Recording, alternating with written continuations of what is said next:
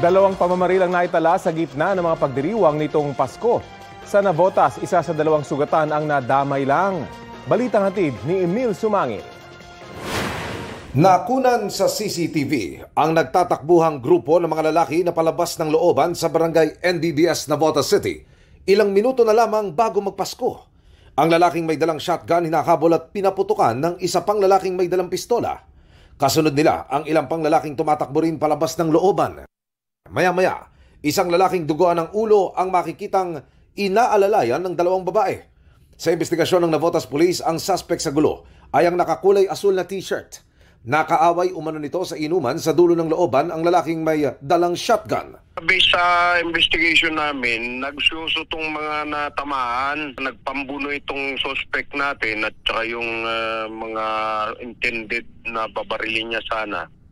Pumutok po yung baril at tinamaan itong mga nabiktima na dalawa. Ang ugat ng gulo. Accordingly, may alitan niya sa babae. Yun ang isa. Ang lalaki namang duguan sa kuha ng CCTV, tinamaan pala ng bala sa ulo at lumalabas na nadamay lamang sa gulo. Kinilala siyang si Robin Gisalan, 20 anyos.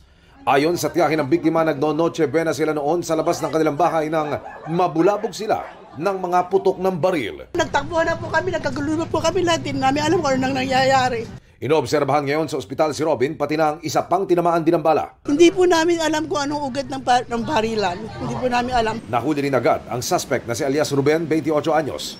Patuloy namin sinisikap na makunan siya ng panig.